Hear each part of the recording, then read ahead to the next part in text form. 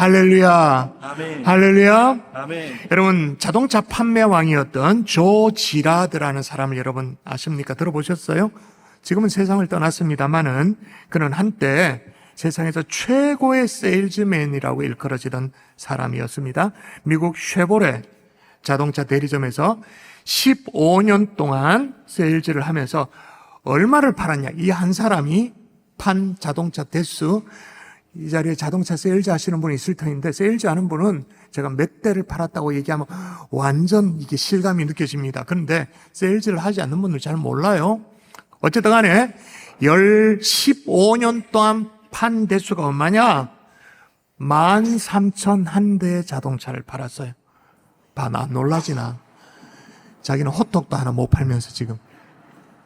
그래서 세계 최고의 판매왕에 등극을 해가지고 12년 연속 기네스북에 판매왕에 딱 자기 이름이 등록될 정도로. 그게 어느 정도냐면 연평균 몇 대를 팔아야 되냐면 800대를 팔아야 되는 거예요. 그 말은 매일 4대, 5대를 오늘 또 팔고 내일 또 팔고 그 다음 또 팔고 계속 파는 거예요. 역시 안 놀란다. 최고 기록의 해는 몇 대를 팔았냐면 한 해 동안 1,425대를 팔았던 거죠. 예, 이제 좀 반응하네. 이제 좀 늦었다.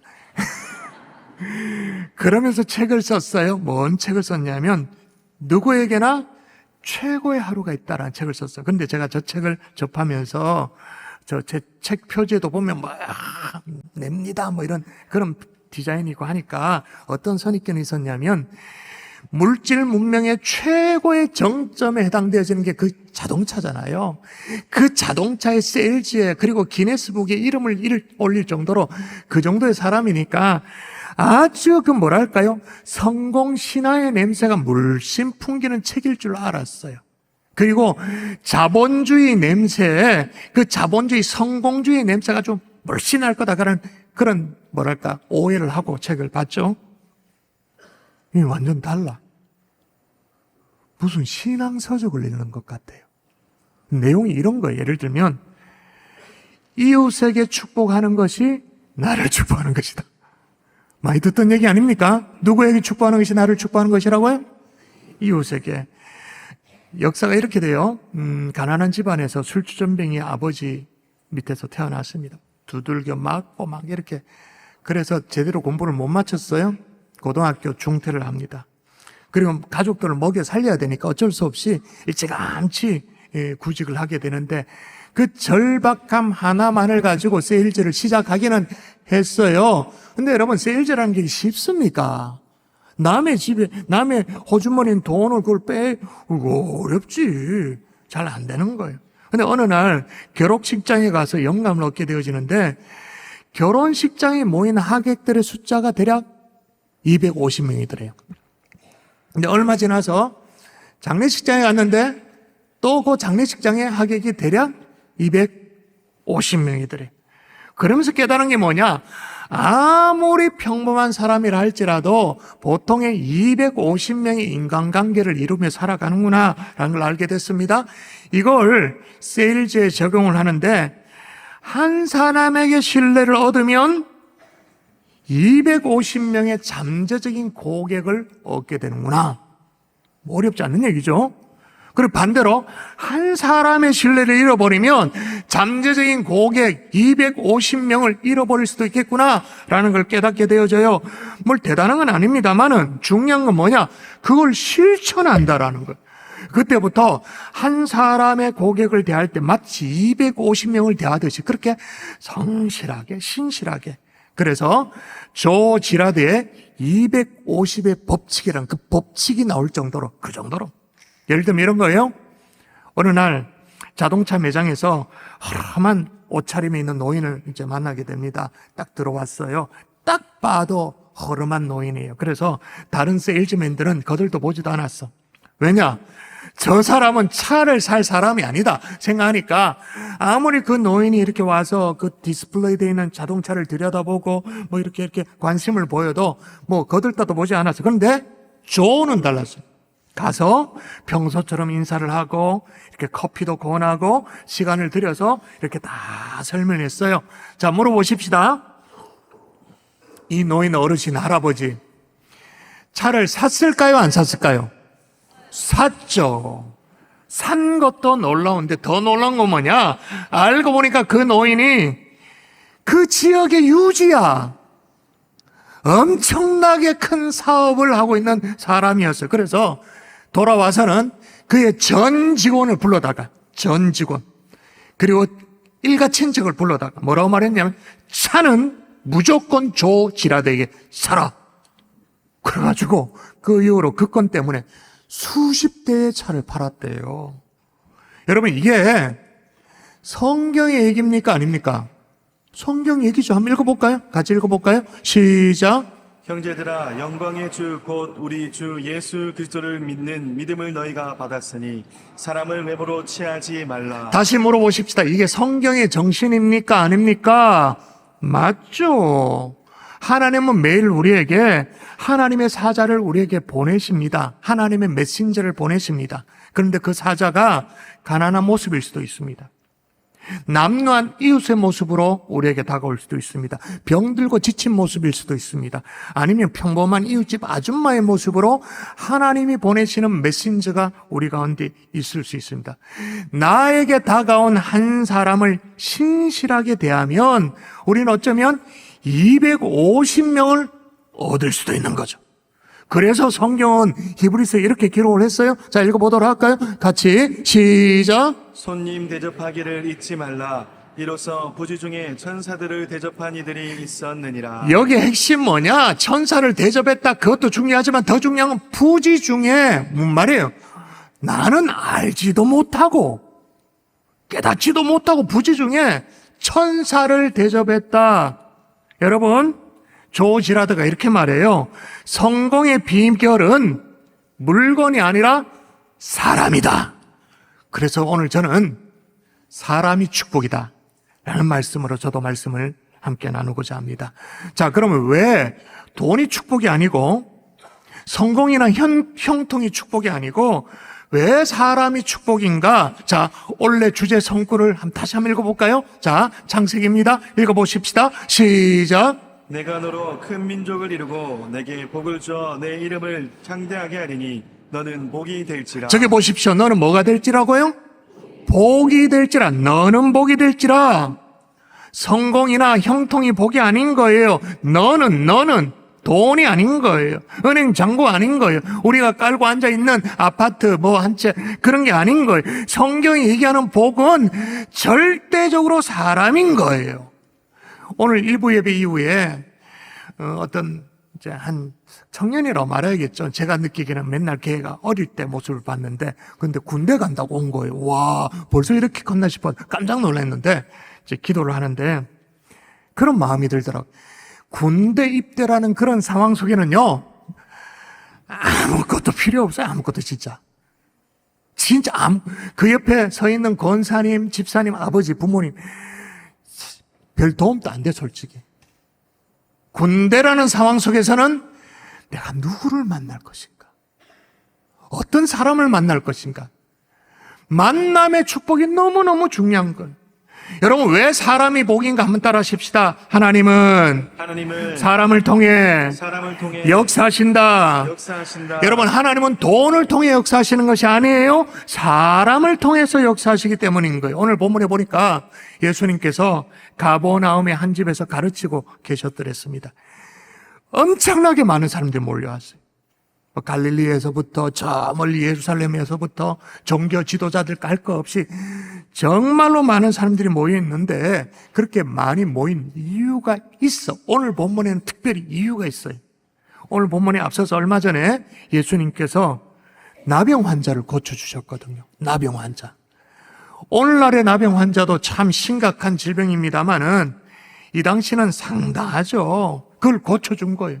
한 나병 환자가 예수께 와서 꿇어 엎드려 간구하 이르되 원하시면 저를 깨끗게 하실 수 있습니다라는 그 믿음의 고백, 믿음의 선포 이런 것들을 받으시고 우리 주님은 뭐라고 말씀하셨습니까? 읽어볼까요? 같이 읽습니다. 시작. 이르시되 내가 원하노니 깨끗함을 받으라 하시니 곧 나병이 그 사람에게서 떠나가고 깨끗하여진지라. 자, 여러분, 나병이 어떻게 됐다 말합니까? 나병이 그 사람에게서 떠났다. 그 말은 깨끗해졌다. 그 말인 거예요. 놀래 자빠지죠.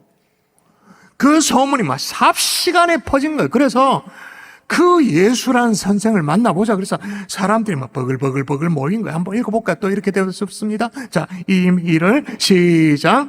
이 일을 많이 전파하여 널리 퍼지게 사방에서 사람들이 그에게로 나아오더라. 이렇게 많은 사람들이 모여왔는데 그렇게 모인 사람들 중에 또 누가 있었냐? 중풍병자 있었죠. 그 몰려온 사람들 중에 한 중풍병자 있었던 거예요. 여러분, 중풍병이 지금은 그래도 치료가 가능하고 어떻게 재활도 하고 그렇게 합니다만 이 당시에는요, 거의 인생을 포기해야 되죠. 미래를 포기할 수밖에 없어요. 자기 스스로 뭘 할 수 있는 게 아무것도 없어요. 오늘 예수님 앞에 나올 때도 자기 스스로 나온 게 아니에요.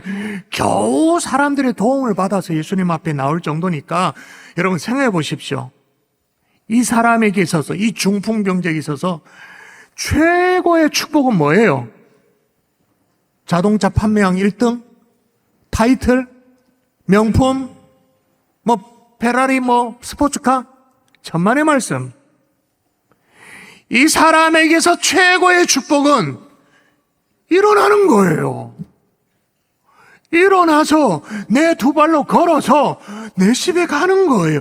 근데 이게 이루어져. 오늘 본문이 이루어져. 이 최고의 축복이 이루어지는 거예요. 한번 볼까요? 그가 일어나. 자, 시작. 그가 일어나 곧 상을 가지고 모든 사람 앞에 나가거늘 그들이 다 놀라 하나님께 영광을 돌리며 이르되 할렐루야. 아멘. 진짜 일어나게 된 거예요. 그리고 집으로 돌아간 거예요. 그러면서 하나님 앞에 영광을 올려드리게 된 거예요.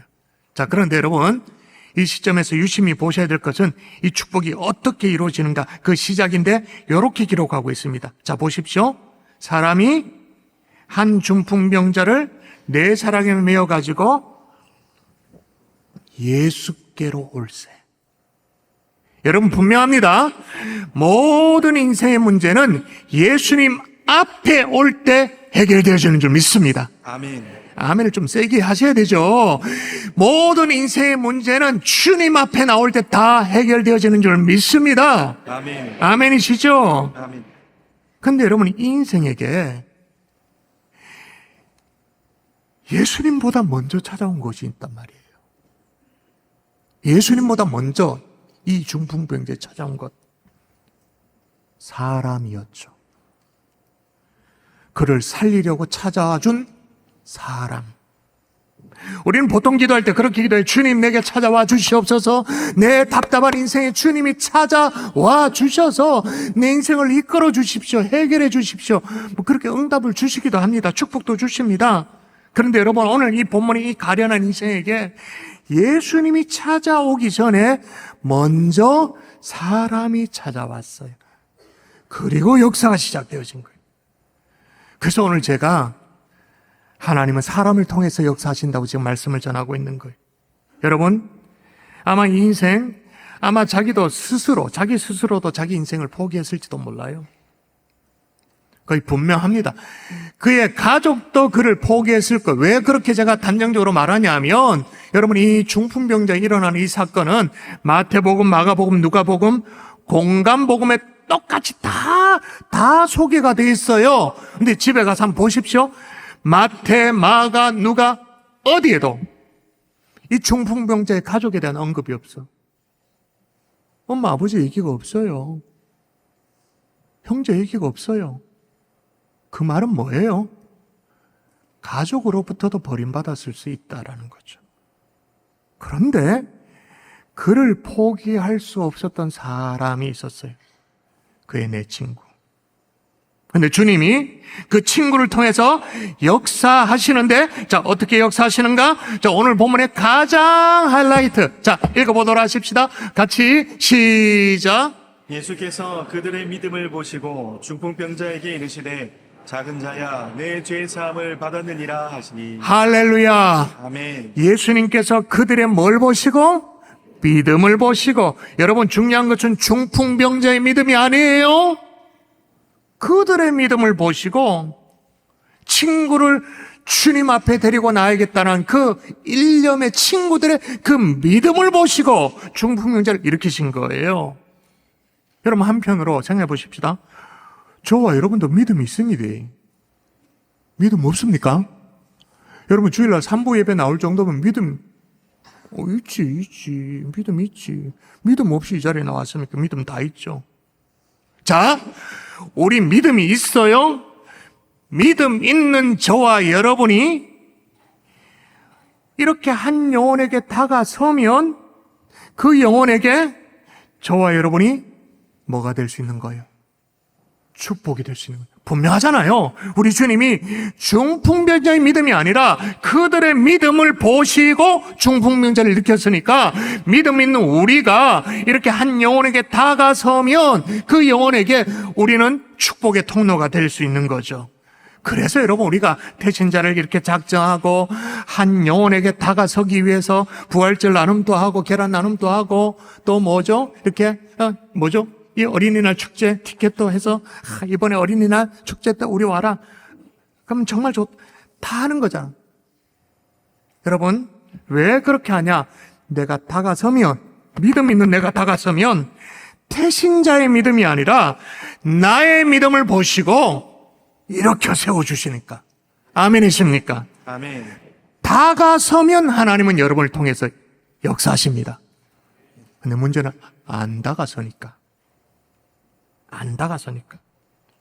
여러분 어떻게 다가서도 하나님은 역사하시는데요, 이렇게 다가가도 하나님이 역사하시더라고요. 교구 사역자 저한테 얘기를 하는 스토리인데요, 원래 1월 달에 있었던 일입니다. 등록주간, 연초에 보통 교회 등록하고 다니지 않는, 등록하지 않고 다니는 그런 분들을 위해서 등록하시라고 건면할 때가 있잖아요. 그 시즌에 우리 교회 어떤 권사님이 교회에서 우연찮게 과거 학교 그 교사 시절에 학교 교사 동료를 만난 거예요. 반가워서 인사를 하는데 어떻게 우리 교회 다니냐고. 교회 다니고 있다는 거예요. 근데 등록을 안 했다 그런. 이때다 싶어가지고 딱 붙들고 안내 데스크에 데려가서 등록을 딱 시켰어요.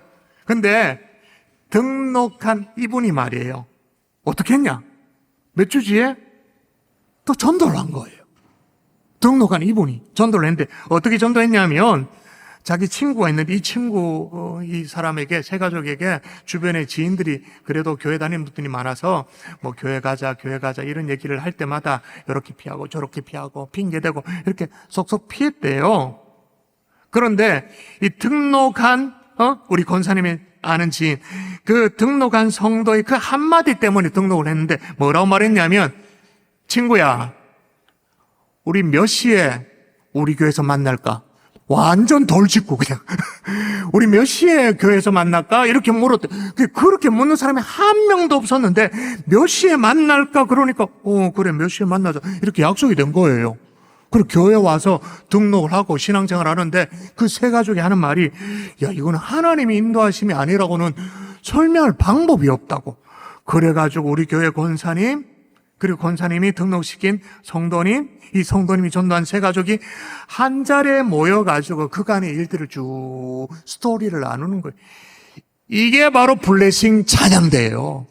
이게 블레싱 찬양대의 아주 전형적인 모습인 거죠. 여러분, 이런 유명한 명언이 있습니다. 한번 따라 하십시다. 하나님의 방법은 언제나 사람입니다.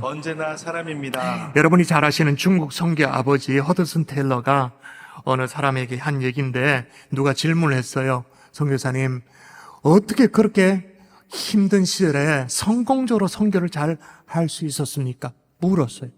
거기에 대답이, 기도하면 됩니다. 헌신하면 됩니다. 가 아니었어요. 대답이 뭐였냐? 하나님의 방법은 사람입니다. 하나님의 방법은 사람입니다. 근데 우리가 자꾸 사람을 놓쳐요. 사람을 놓치고 자꾸 엉뚱한 데 기웃거려요. 어떤 사람이 있었어요. 큰 홍수가 나서 막 그냥 물바다를 이뤘습니다. 근데 이 사람이 살아보려고 자기 집 지붕에 올라가지고 헬프 미 하면서 하나님 앞에 기도했어요. 하나님, 저를 꼭 살려주십시오. 저를 구원해 주십시오. 막 기도를 막 했어요. 이제 완전 뭐 물바다니까 주변이 그냥 물로 그득해. 하나님 살려달라고. 진짜 잠시 후에 구조선이 왔어요. 배가 쫙 와서 타라고. 근데 이 사람이 나는 아니라고. 하나님이 나를 구원해 주실 것이니까 나는 아니라고. 그래가지고 이 구조선이 다른 데도 지금 구해야 될 사람 많으니까 아니라고 그러니까 나 또 갔어요. 괜찮다고. 하나님 나를 구원해 주실 줄 믿습니다. 그러니까 이번에 헬기가 왔어. 구조대가 헬기 사다리 이렇게 내렸어. 근데 난 괜찮다고. 하나님 날 구원해 주실 거라고. 그래 어떻게 됐을까요? 오로로 죽었지 뭐. 그 천국에 가서 하나님 앞에 가서 막 하나님께 막 대들듯이 막 얘기해. 하나님 나를 구원해 주신다고 약속해놓고는 왜 구원을 하지 않았냐고 그렇게 말하니까 하나님이 진짜 억수로 억울해하면서 내가 배를 보내줬잖냐, 헬기도 보내줬잖냐, 네가 거절해놓고는. 누가 지어낸 얘기겠죠? 그런 핵심은 뭐예요? 하나님은 사람을 통해 우리를 도우십니다. 여러분, 몇 주 전에 우리가 살펴봤던 물이 변하여 포도주 된 이 사건도 물이 변하여 포도주 됐네, 예수님 짝짝. 우리 아이가 우리 성도들에게 짝짝 하라고 시키니까 또 여러분이 짝짝을 또 되게 잘해. 얼마나 귀엽든지 여러분이. 얘도 귀엽지만 여러분도 짝짝 잘하고 계시더라고요. 물이 변하여 포도주 된 사건도 너무 대단하지만 핵심을 놓치면 안 돼요. 물돈 하인들은 알더라. 물돈 하인들은 알더라. 사람을 통하여 하나님이 역사하시는 거예요. 그러므로 사람이 축복인 줄 믿습니다. 아멘. 자, 그러면 하나님은 왜 사람을 통로로 사용하시는가? 아니, 돈을 축복의 통로로 사용하시면 얼마나 이렇게 깔끔합니까? 얼마나 깔끔하고 얼마나 현실적이고 얼마나 좋아요. 왜 사람을 통해 일하시는가? 이유가 있어요. 따라하십시다. 사람은 장애물도 뛰어넘는다. 장애물도 뛰어넘는다. 여러분, 이 중풍병자에게 다가섰던 이 사람 어떻게 했나요? 일단 예수님께 데려가야 되니까 부축이라도 했겠죠. 그래야 예수님께 데려올 수 있으니까. 근데 이 중풍병자가 몸을 못 가누어 전혀. 처음부터 문제가 딱 봉착되어 지금 장애물을 딱 만난 거죠. 근데 이 문제를 어떻게 푸느냐? 몸을 못 가누니까 들것에 들어서 예수님께 데려가자. 4명이 각자 들어가지고 여기 들것이라고 나와 있는데, 여러분 4절에 보니까 중풍병자가 눈, 상 그렇게 나오는데 다 고침받고도 예수님이 11절에 이렇게 말해요. 내가 내게 이르노니 일어나 내 상을 가지고 집으로 가라. 이 상이 밥상이 아닙니다. 들것입니다. 들것. 자, 보십시오. 부축에도 도저히 안 되니 들것을 시도하자라는 이 시도 누가 합니까? 사람이 하는 거예요. 그런 시도는 언제나 사람이 하는 거예요. 사람만이 장애물을 뚫을 수 있습니다. 사람만이 문제를 극복할 수가 있습니다. 자, 이렇게 들것을 들고 예수님 앞에 다가왔습니다. 사람들 사이에 막 비집고 들어가려고 하는데 밀고 막 틈을 벌려보고 하는데 잘 됩니까? 이게 성공합니까? 자, 볼까요? 한번 읽어볼까요? 사람들이 시작. 사람들이 한 중풍병자를 네 사람에게 메워 가지고 예수께로 올세 무리들 때문에 예수께 데려갈 수 없으므로. 택도 알지. 누가 뭐 중풍병자 들고 온다 그러면 저 가세요 비켜줍니까? 왜? 나도 급하다. 나도 진짜 지금 나병 환자를 고쳐줬다는 소문을 듣고 예수 선생이란 분에게 나왔으니까 나도 절박하다. 나도 사연 많다. 그러니 택도 없지. 비켜줄 수가 없지. 자, 보세요. 침상을 메고 나왔던 내 친구가 아주 당황했을 거예요. 예수님을 만나게 해주겠다는 그런 일념을 가지고 왔는데 길이 턱 막힌 거예요. 그래서 고민 끝에 이들이 택한 방법이 뭐죠? 아니다, 오늘은 날이 아닌갑다, 야. 다음에 오자. 그게 아니에요. 지붕을 뚫자. 그 어떻게 올라가는지 난 지금 아무리 상상하려고 해도 상상이 잘 안 돼. 사람들이 이렇게 막 비집고 있는데요. 그 집 주변에 막 둘러섰는데 어떻게 지붕에 올라갔는지, 액세스가 어떻게 된지, 지금처럼 지게차가 있는 것도 아니고, 뭐 사다리가 있는 것도 아니고, 크레인 이런 것도 있는 건데, 어떻게 또 그걸 끌고 올라가지고 이렇게 들어가지고, 지붕을 뜯어가지고, 그걸 또 예수님 앞에, 발 앞에 쫙 내렸다.